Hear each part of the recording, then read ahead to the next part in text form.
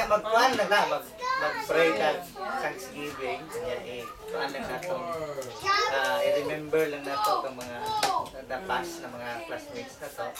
Kaya meeting daw. Sa mga plano poon. Sige, mag-pray sa ko kadali. Yan ako i-share sa inyo. Gamay na. Okay ra sa inyo. Sige, mag-pray ta. Lord, daghan kayong salamat aning higayon nga imong gihatag kanamo. Salamat sa kalipay, salamat sa mga grasya nga padayon imong gihatag kanamo sa matag adlaw. Ingon man sa among pamilya, sa among mga health, Lord God. Dalangin namin, Lord, na patuloy kang mabakurihan at patuloy mong gabayan at patnubayan ng bawat isa sa amin. Sabi nga ng iyong salita, O Lord God, whether we eat or drink, we should do everything for your glory. Loobin po na, Lord, na maging sa amin pong mga batchmates, mga kaibigan na mayroong pag-nag-case doon sa mga yumaon na, O Lord God, iba po mag-comfort sa mga naiwan. Hayaan niyo po, Lord, na maging bawat isa, maging aware din po, Panginoon, na maging kami man ay may mga kanya-kanya na panahon. Salamatan po namin ang buhay na kaloob mo sa bawat isa sa amin. Patuloy mo na i-bless ang aming families, ang aming mga anak, aming mga mahal sa buhay, saan man sila naroon. And we pray, O Lord God, sa buong Bellevue Whites 94, Panginoon. Nasa anong dako sila naroon, Panginoon. May you stretch out your hand and may your favor be continually upon them. Ikaw po nawa ang makinig ng hinanain ng kanilang puso. In Jesus' mighty name we pray. Lord, inialala po namin sa sandaling ito ang mga classmates namin, Panginoon, na sumakabilang buhay na, especially po si Ray, maging si Eva, sino pa man, Panginoon, si Jennifer Bondal, sino pa? Meron pa ba? Kung maging mga classmates namin, Lord, na mayroong mga hinaharap sa buhay, ano man ang mga challenges ng kanilang marriage life, we pray, O Lord, na ikaw ang mag-continue, mag-intervene sa kanila. Sandaling ito, Lord God, we open our hearts, we open our minds for your word, in Jesus' name. Why are you taking that? Magkuhan na ko gamay, mag-exhort na ko gamay, bahin aning mga kuhan na ba, so makabilang buhay na. Sabi atong ambot lang nakabasa na ba sa inyo. So pag hitabo kay Jennifer Bundan, daghan kay ngingon nga accident daw. Ang atong tanaw kung sa gingon sa Biblia, bahin ane. Sa Psalm 139 verse 16. Before daw ta na-forma sa womb sa atong bitanan, kung ano na itabo. Psalm 139, umpisahan na to sa kuan. Umpisahan na to sa verse 14. You're not supposed to. Psalm 139 verse 14. I will praise you for I am fearfully and wonderfully made. Marvelous are your works, and that my soul knows very well.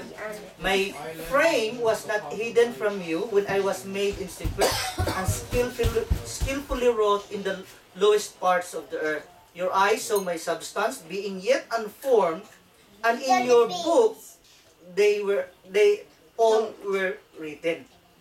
The days fashioned for me, when as yet there were none of them. So, tanan daw nahitabo sa ating kinabuhi, nasulat na daan before sila nahitabo. So, katong kay Jennifer, katong kay Ray, dili to sila untimely. Dili to sila aksidente kay nasulat naman to daan. Basahan na po ito Psalm 139 verse 16. Your eyes saw my substance, being yet unformed, and yet in your book they all were written, the days fashioned for me, when as yet there were none of them. Isa pang verse na mag-confirm nga naagitay kanya-kanyang time, sa Hebrews chapter 9 verse 27, Hebrews chapter 9 verse 27, klaro gyud kay diri nga appointed gyud na tanan. And it is appointed for men to die once. Ha? Ang moingon ang Biblia of men considered sa tanan. Kay wa may male or female, wa may male or female sa Bible. Pero ang buot gyud ang i-emphasize sa ako diha, ang atong kamatayon appointed gyud na. Mo na nga, pasalamat ta Lord nga naapatay kinabuhi nga kuan. Walay aksidente sa Lord kay bisan og ang devil nga magkuan og ang ingon man ang John chapter 10 verse 10, the devil come to steal, to kill and to destroy, but he cannot do anything without God's permission. Ingon pa gani ang Biblia nga even your hairs are numbered by the Lord. Not a single piece of your hair will fall into the ground without God's permission. So yung kay Ray, kay Jennifer Bundal, kung sino pa, kay Eva, appointed na lahat yun. Ang kagandahan nito, ganun na anad nila kita. Okay na kaya nag-champion na mo. Ang kalami lang ani, bilang mga believer ni Lord, wata magtuo nga, inikamatay sa tao, that's it. Impas na tanang utang.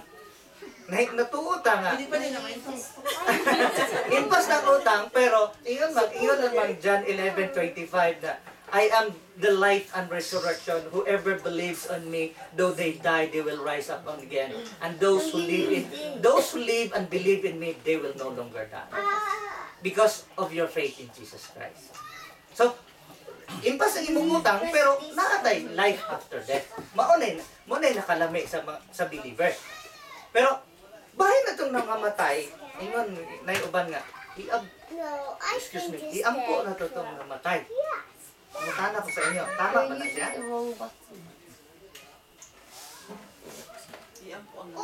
Iampo.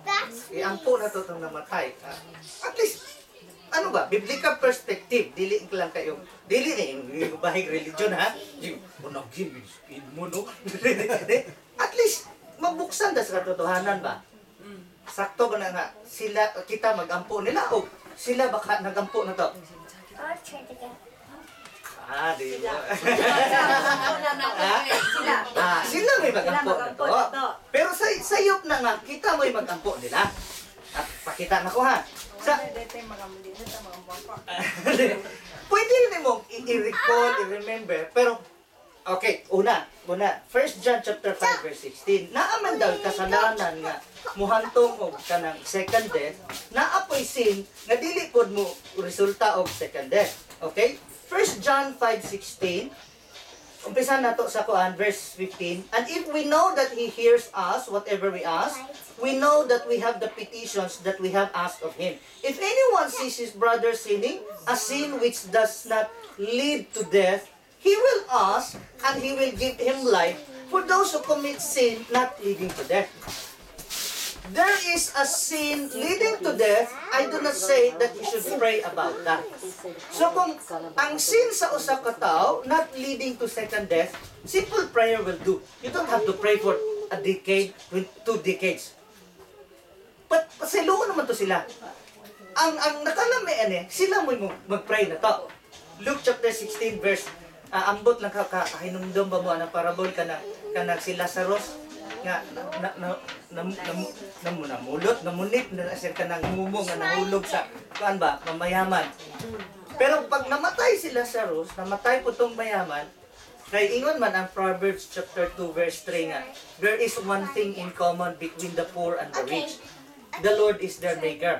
Pero another thing that is common between the poor and the rich, they all die. Come on. So namatay tong si Lazarus, namatay po tong mayaman, pero asa napuntahan ka tong mayaman? Ang nakabutang dito ay Hades. Pero si Lazarus, bosom of Abraham. Wala giingog langit. Ngano? Kay sarado pa mang langit na duwa, pa man ma-offer ang salvation nga kuan ni Jesus sa cross of Calvary. Pero ang point na ko dire, ingon ang mayaman nga. Amang Abraham, basahon pa ba nako o istorya lang? Istorya lang. Kasunod man siguro mo. Ingon si Abraham, ingon si Lazarus, amang Abraham, dalangin ko, Tagalog na po. Okay ra. Ingon siya, na akong giampo nga buhion nimo ni sa Lazarus kay dito sa bahay sa akong amahan, tuwa pa ko 5 ka igsuon dito. Dili ko buot nga unsay akong gidangatan ron, mao say ilang kahimtang. Ingon si Abraham, bisan og naapay patay o bisan pila pay patay nga kung ilang buhion, kung dili sila motuo sa Biblia, di sad sila motuo sa mga patay nga nabuhi. So ang chance sa tao para maluwas, before sila mamatay, mutuo sila sa kay Jesus. I-explain ako na unya. Pero ingon, ang point ako dito, ingon ang kuan, ingon ang mayaman, amang Abraham. In other words, kapag mamatay, sila pa'y mag-pray na to. Instead na kita, mo ay mag-pray nila. Klaro? Okay. Uy, doon na yun ang gilita.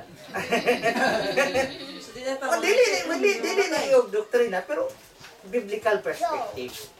Sila pa'y nagampo na to. Okay, ingon mo, iampo ba na to itong kaluwasan? Sa Numbers 21, verses 4 up to 9, kadali na, mga 5 minutes na. Kasunod pa ma? Okay ra. Sa Numbers 21, 5 to 9, reklamo ang mga Israelita kay kuwanto sila, ituyok ba? Imbis na i-shortcut. Ang gigaw, himo ni Lord, pasensya ang mga serpents. So, paak sa ahas mga tao, ingon ng mga Israelita, Moses, mag-pray ka, i-pray mo kami kay Lord na kuhaon yung mga ahas. Ingon si Lord, ang gusto sa mga tao, kuhaon ng problema. Pero si Lord, dili niya kuhaon ng problema, magbutang siya solusyon sa atong problema. So ang problema nila, tuwa sila sa desert, niya wala pay anti-venom to, wala pay mga ambulansa, wala emergency. So mamatay gyud sila kung dili sila walay intervention ng Lord. Pero ang intervention nga gihimo ni Lord, ingon sa kay Moses, gumawa ka ng tansong ahas, ilagay mo sa tikin. Ang sino mang natuklaw ng ahas na makakita sa tikin ay hindi mamamatay.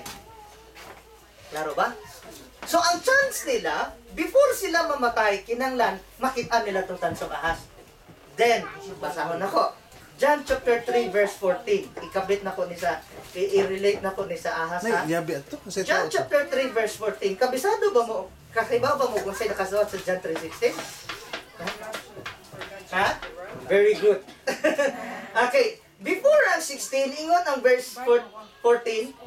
And as Moses lifted up the serpent in the wilderness, even so the Son of Man must be lifted up, that whoever believes in Him should not perish, but have eternal life.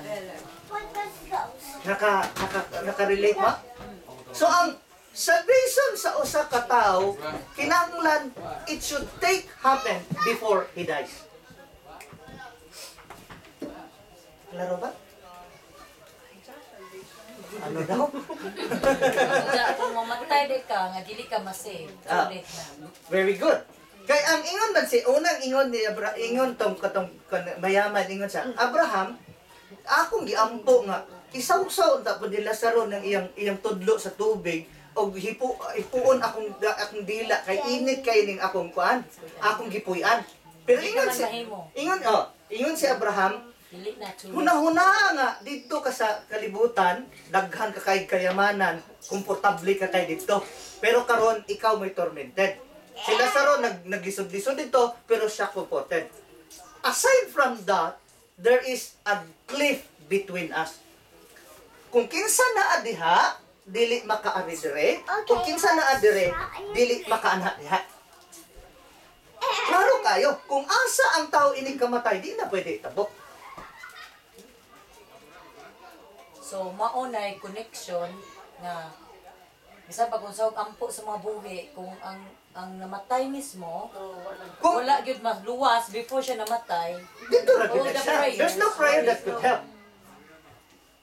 Biblical gyud na kayo, di gyud na inyong doctrine ng religion. At least kasabot mo tag usay gikuan sa Biblia ba. So, where did the purgatory from the Catholic faith Very come good, from? very good. Because the Catholic teaching tried to inculcate us that yung mayroon pang chance of the purgatory.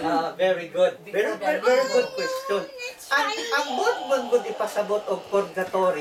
Purga o baboy ba? I-cleanse ka.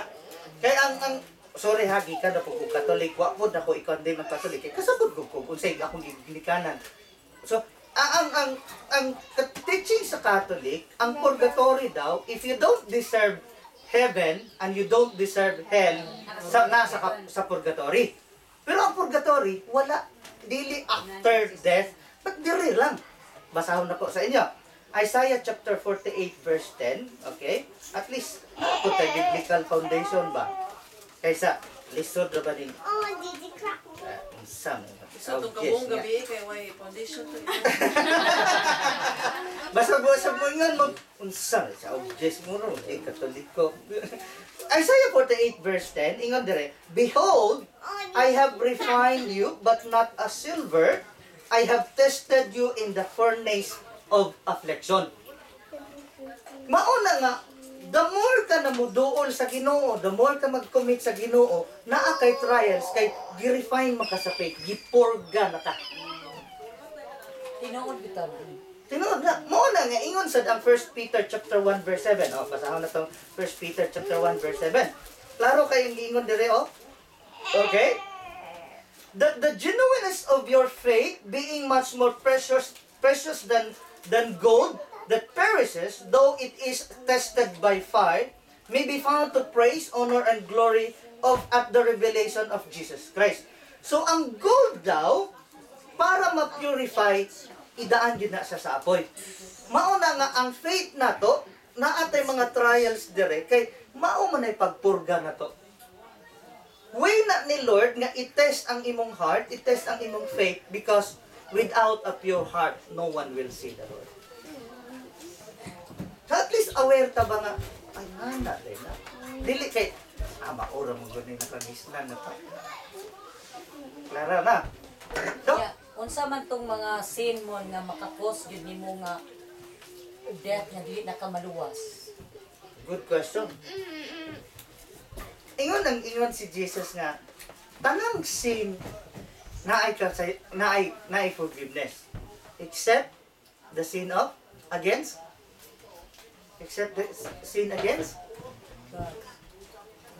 the Holy Spirit.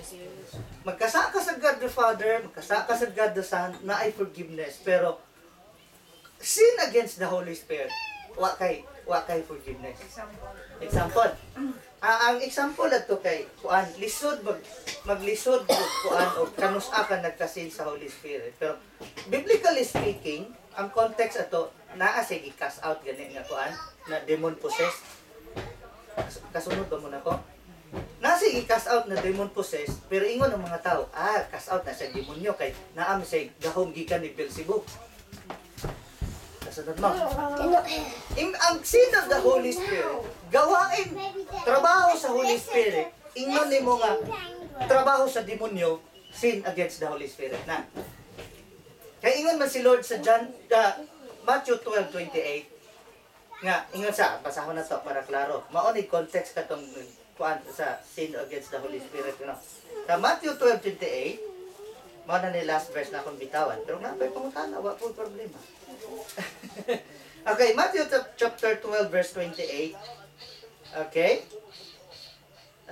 But if I cast out demons by the Spirit of God, surely the kingdom of God has come upon you.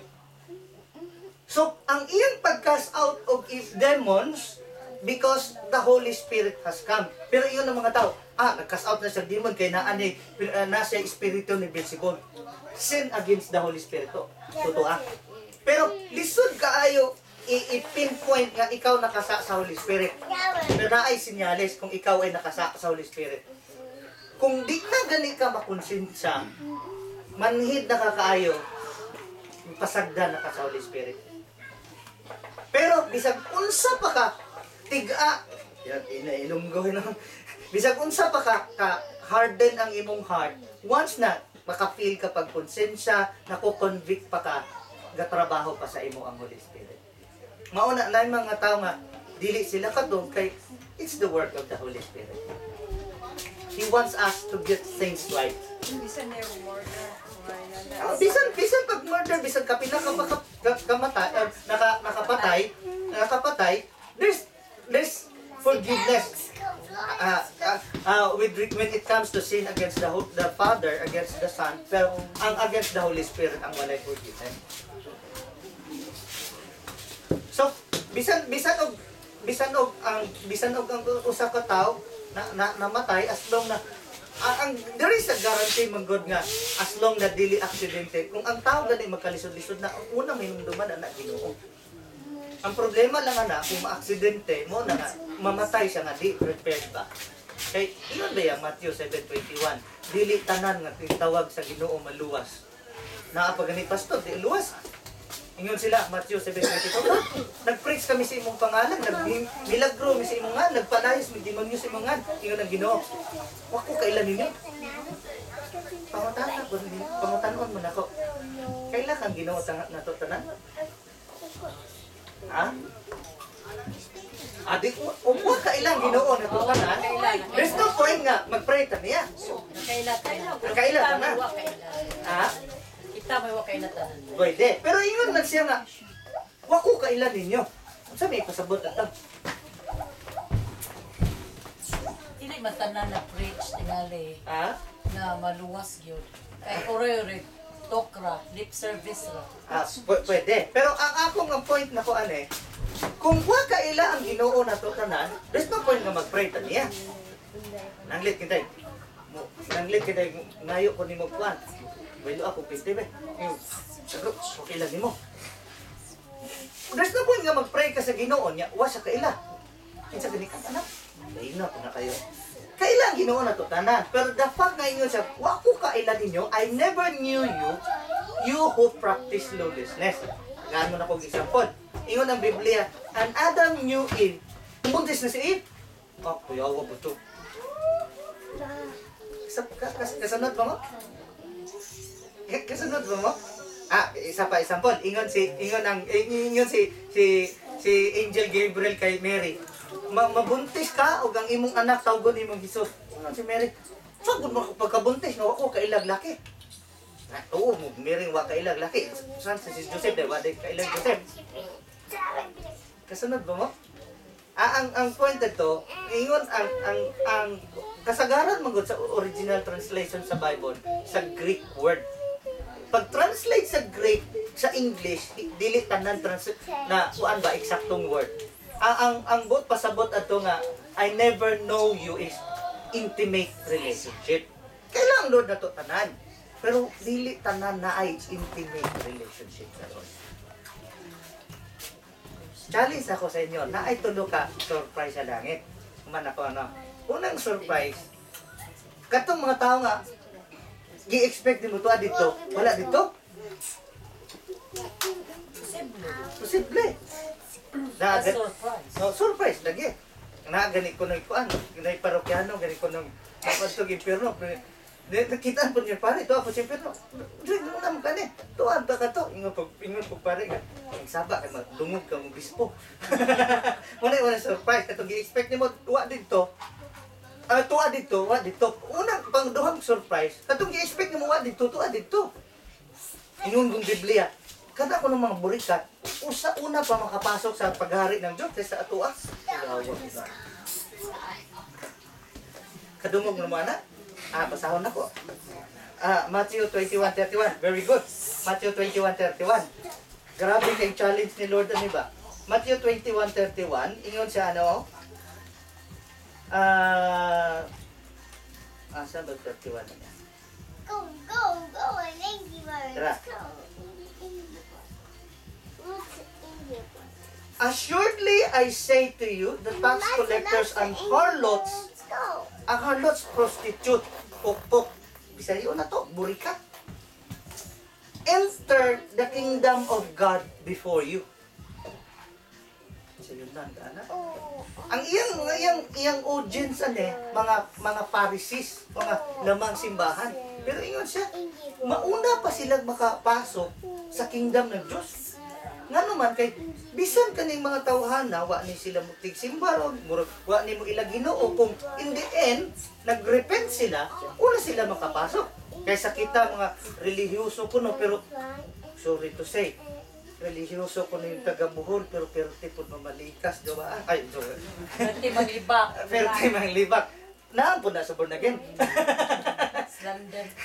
Backbite. So ingon siya nga, Sila pa mauna pag makasod sa kingdom ng Lord. Mao tay kaduha surprise, ang ikatulo surprise man kinakuyawan. Kung ang ngani mo wa dito. Mo ni pangutanan ako diha. Last na din na. Dakoy kuan ba kanang madre nga student nurse ako ana mo. Ako si pangutanan. Sa imong pagsabot sa Biblia, unsa may basihan para maluwas ang sa katao? Mao po na pangutanan ako ninyo ron. Unsa may basihan para maluwas ta? Kasing-kasing. Pagtuo. Okay? Ingon sila nga. Kuan ko no. Wa po ta kibaw, wa mo pwede kag langit ibalik dire nga si San Pedro kuno ibantay dito sa langit. Pero unsa magyay kanang pinakabasihan nga ikaw makasulod sa pagkuan sa kingdom ng heaven? Any idea? Repent. Repentance. Pero daghan po siguro mo ingon, Lord, nag-repent man mi, pero in the end, pwede po mingon si Lord sa ila nga, I never knew you, you who practice lawlessness. Murag, sirit na mo, ani ako na live ko, Revelation chapter 20, kasabot na po daan. Ayaw sa ugis, yung kadaliro. Manhide ko.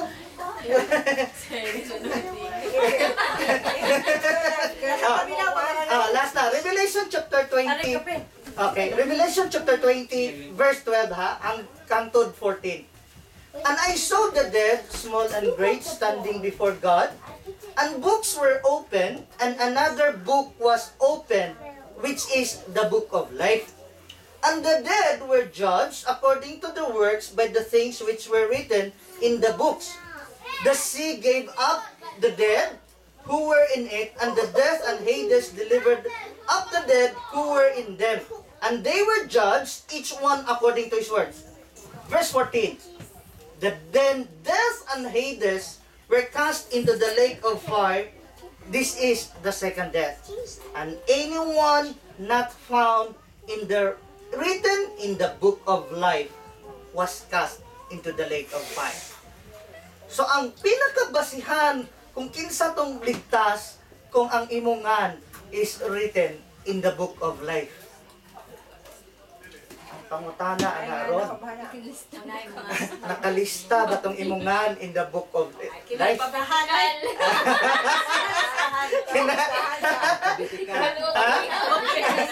Okay.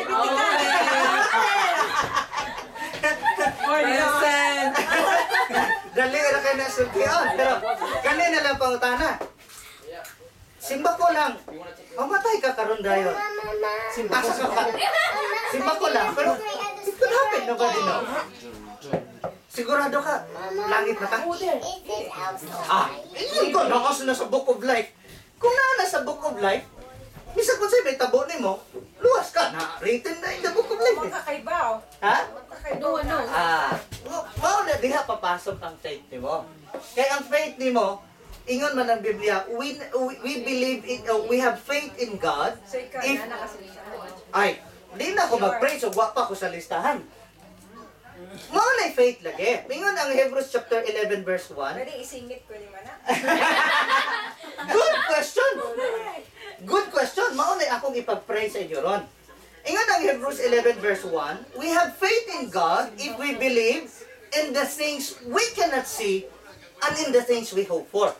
Huwag ka kakita sa book of life, pero you know that you believe and you know in your heart that your name is in there. Pero wag ka.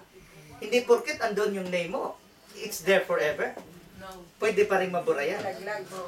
Pwede pa kay laglag din. So, ang pangutana ani ron, Pwede. kung pangutana ani ron, kung saon man, akong pangutana sa inyo, kung saon man, pastor, nga, ang amongan masuwat sa book of life. Mag-practice sa kagsagulo sa Ginoo. Pananglikin tayo, og wa ko mag-practice, di masuwat akong kwan. Ngan. Keep the faith. Keep the faith. Good.